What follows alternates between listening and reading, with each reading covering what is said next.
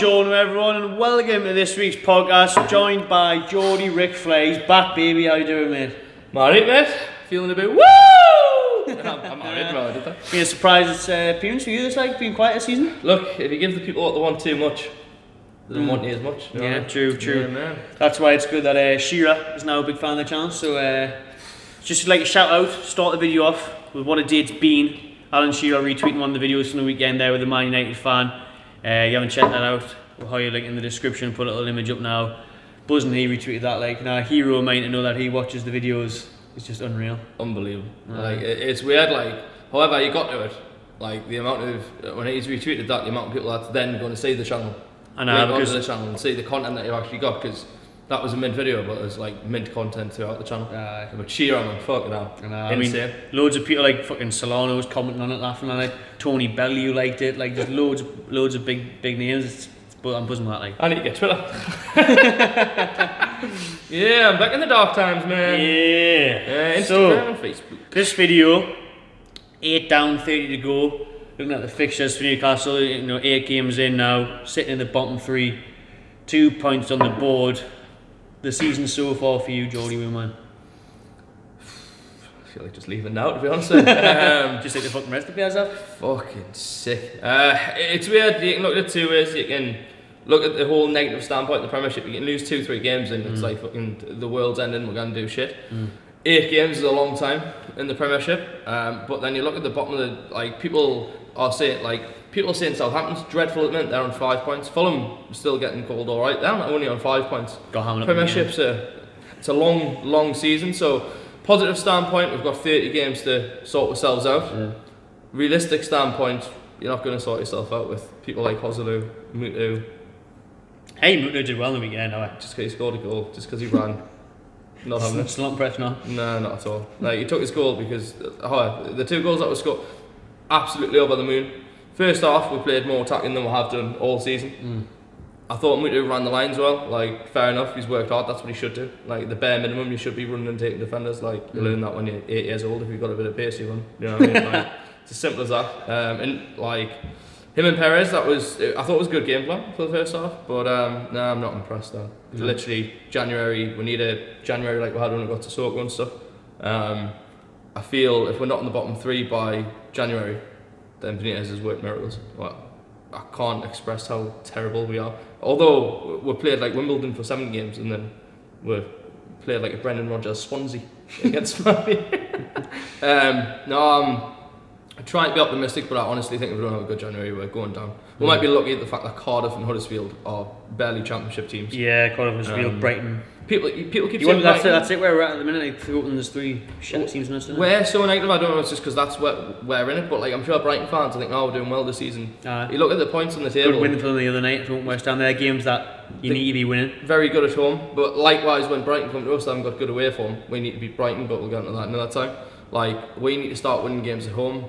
We've played. If you look at the 8 games that we've played, luckily we've played the top 6 or top 5. Exactly. So that's where we've got to take things into perspective, like, because when we were leaving Old Trafford on Saturday, we were obviously heartbroken.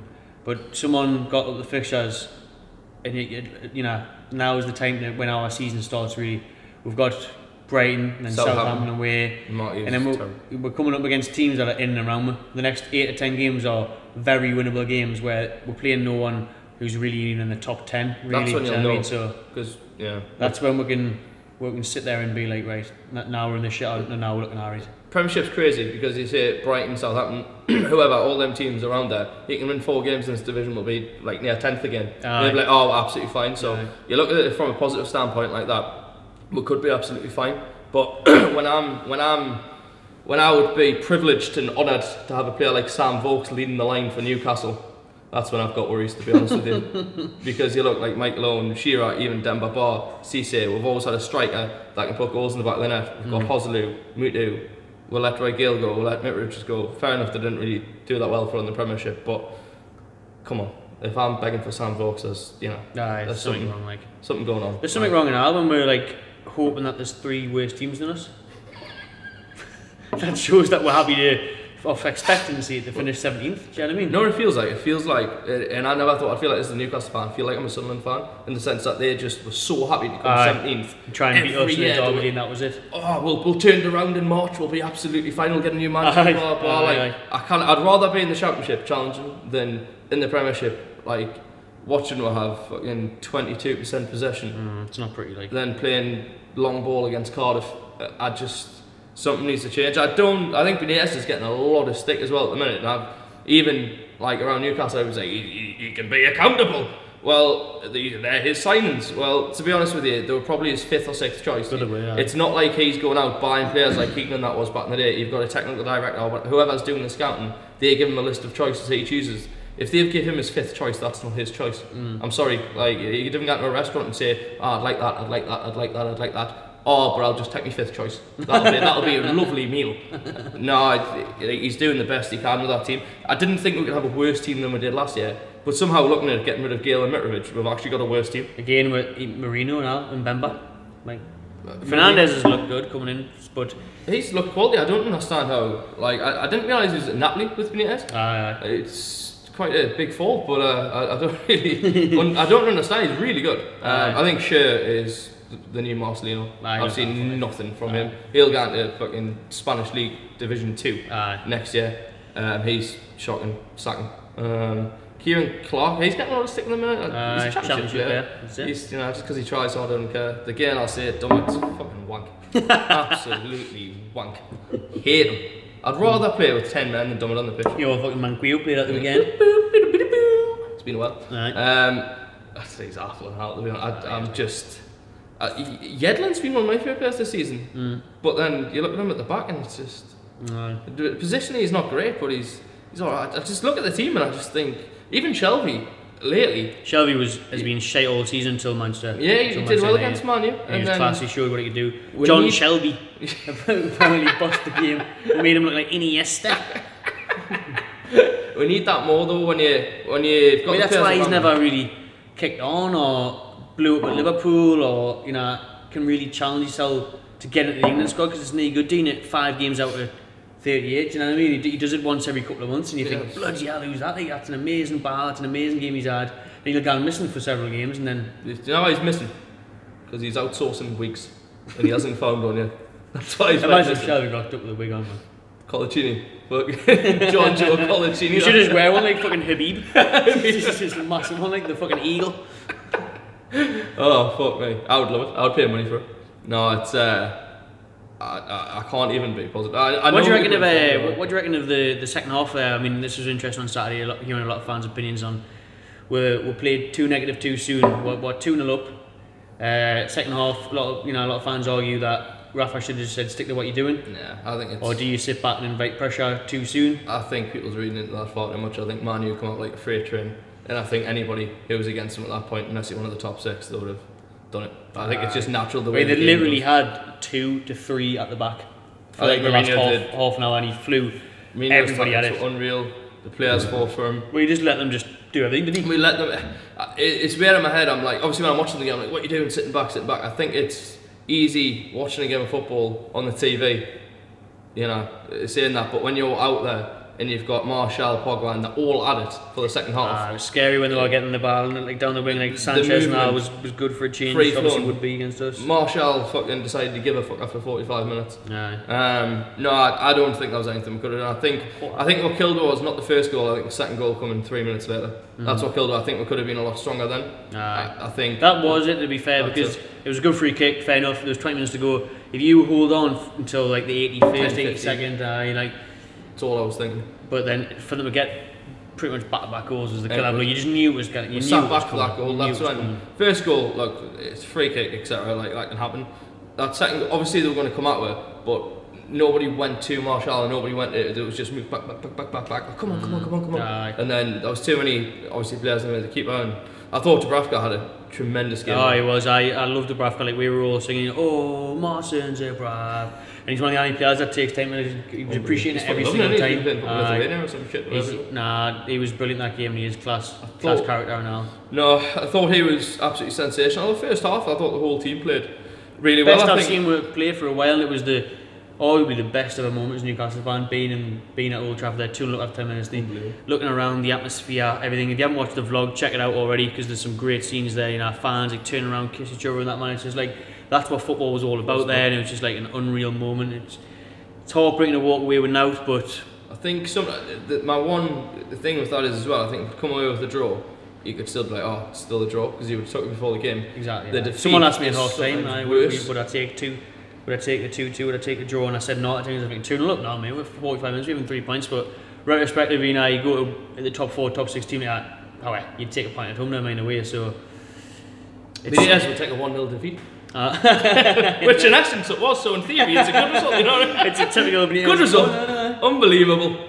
Goal difference still intact. Nobody's went down in goal difference in fucking years, like, but that's what we're going for. Playing the numbers, it's got to happen eventually. It's like putting the fucking 0 on at the casino, it's going to come in. It's going to come in, maybe 5 on green. You're laughing now, but fuck me, man. 180 quid coming my way. I wonder if Benitez does actually think like that though. I think that's something that people think. I think he sets his teams up not to lose. I think Gerrard and Carragher said that, but I don't think you say just lose by 1, lads. To be fair though, like when we finished 10th last year, that goal difference was the difference between finishing 10th and about 15th. It matters when it's come to 10th, no? But it did in the terms of Premier League prize money that Ashley didn't spend, so that was anything. Thanks for that, big way, appreciate that. But that meal really helped out, we did well for it. All the players are really looking forward to going to Buttons. This is outrageous now, by the way. An incentive of a holiday if you stay up. You're on 30 to 100 grand a week, every single player in that squad. How the fuck is a holiday like any incentive to do well? They can afford a holiday for a bit of hours pay. Do you know what I mean? They wake up 9 o'clock, they have a shit, they go in the shower, they have a shave, they have some crunchy nut, they turn up to training, it's 12 o'clock, oh, I can afford to go out to Dubai. Like, it's like 2-3 grand an hour. It's fucking... Every couple of hours, it's a few grand, it's a flight to anywhere in the world. Like, I tell you what, lads, he's finished 17th, take his holiday. Nice little 4-star break there, Portugal. It won't even be 5-star. I mean, how is that any sort of, you know, you're sitting there and you're like, oh yeah, lads, tell you what, like, fucking Mike's promised we're going to Portugal, stay up. We've got to stay up, like, for this fucking holiday in fucking Benidorm. First of all, you shouldn't need that if you're playing fucking football. Like, it should just be professionalism. You want to win, you've got to want to win. You're on enough money as it is, you're on enough bonuses as it is. I think I've seen an interview with Barton from ages ago on a radio station. He's talking about when they like tried to sack him, and then it was actually illegal to do what they did because he already had a contract and stuff. And then there was I think it was like they want them to sign something where you didn't get win bonuses or you didn't get like. I have seen that now. And he was like, it was like him, Steve Harper, 3 other players stood up and said, "Don't sign that." Kevin Nolan. And then he was like, "What happens the next year? All them players are gone." He went, "That's because he wants to fucking run." And I think that says it all, to be honest. And look, I'm not Joey Barton's biggest fan, but I think he runs it like Sports Direct. And look, it's his fucking money; he can do what he wants. But exactly, like that would be a good bonus if you're working at Sports Direct. A holiday, like a staff weekend away or something. Tell you what, lads, you sell 24 stars in your tenner rackets this month.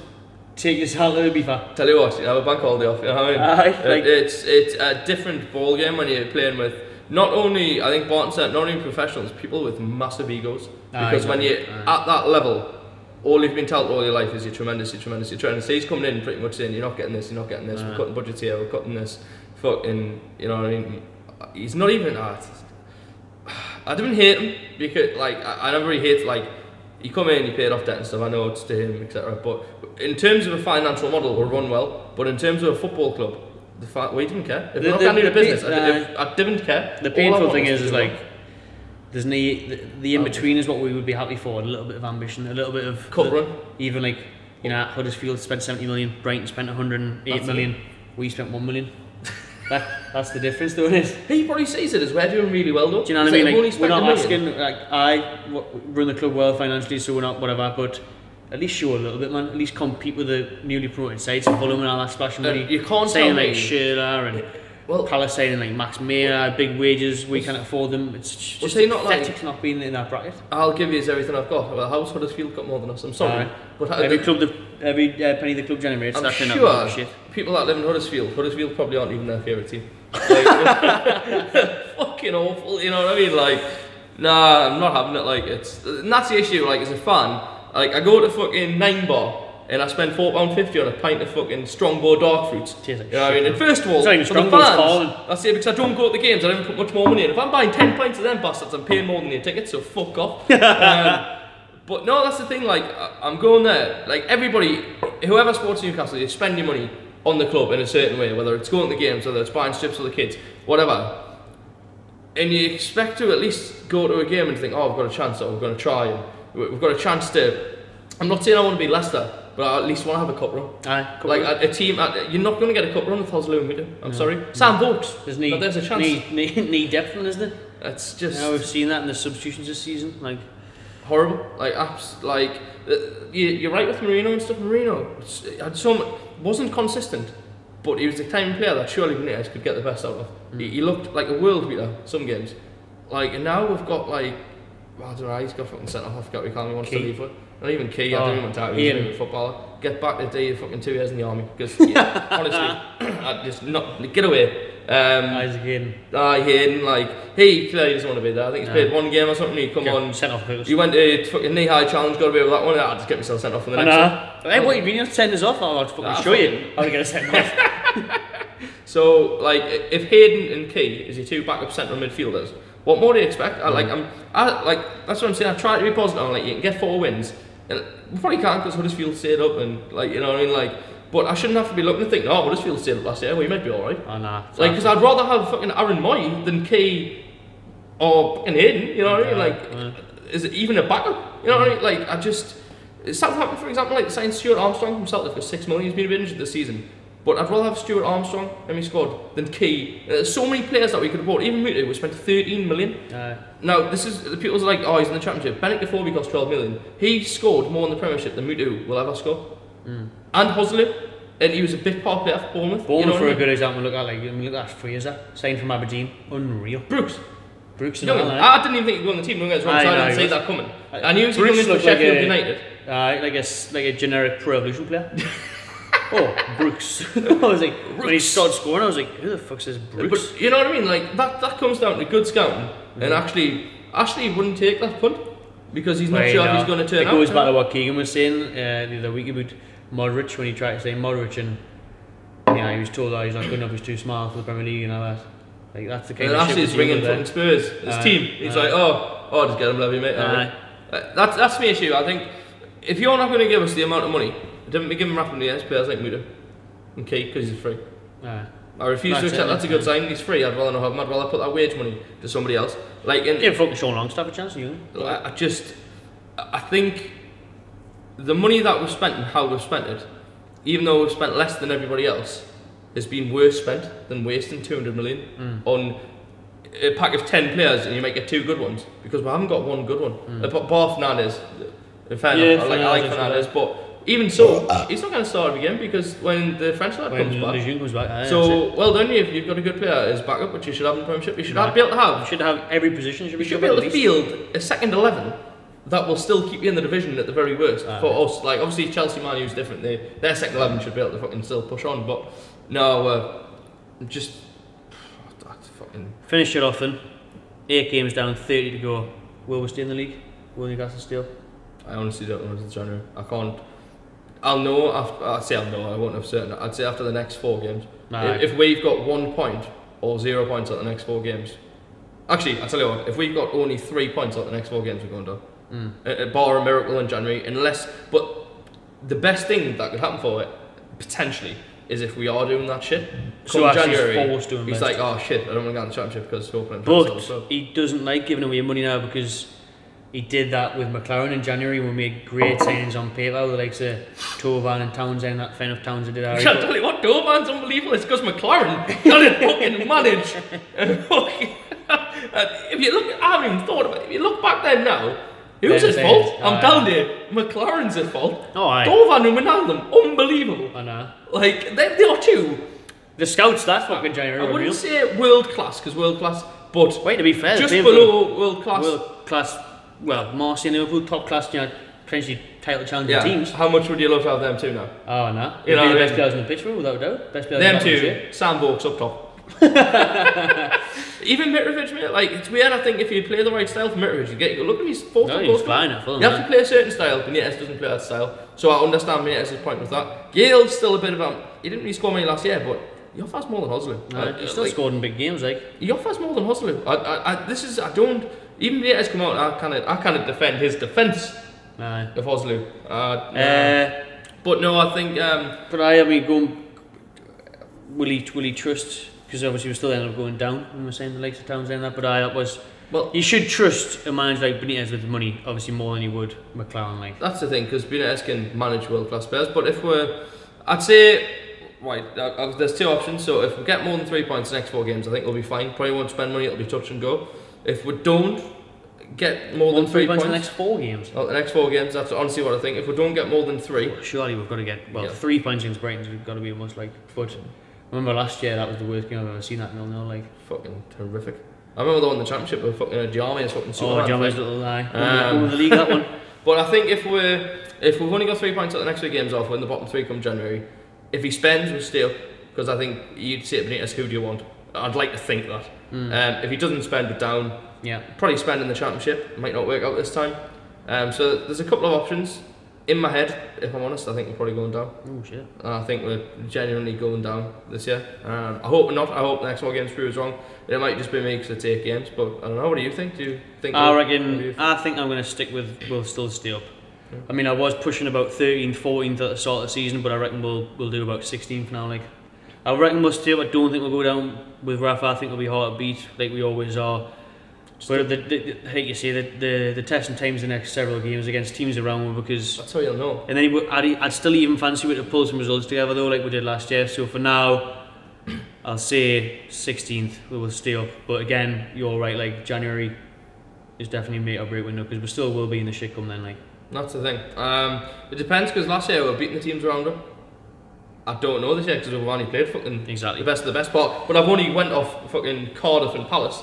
Palace we didn't play particularly well, but got the point, which is what you need. Good sign. But Cardiff is the one you got. I look at that and I think, are these players? Leicester as well. That one was really, really poor performance. And I don't know if because the first 8, because we've had to play them teams, is he went into a more defensive frame of mind than he had last year because you can see there's an outcome. You know what I mean? So until Manu, when we were a bit more attacking, did take with chances for a change. But fucking yeah, fingers crossed. Alright, let us know in the comments what you think after 8 games in with 30 to go. Are you confident Newcastle will stay up? Will January be a huge month? Will actually invest? And cheers for watching. Will Shearer retweet again? That's what I want to know. Retweet with Big Al. Much love. Celebration. Check out the Magpie channel merchandise.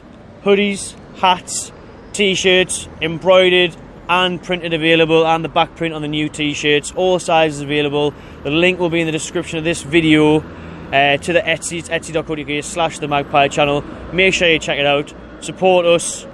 It goes back into the channel. It goes into new equipment, away days, prize giveaways for yourselves if you haven't seen the Magpie 4 videos. Enjoy yourself.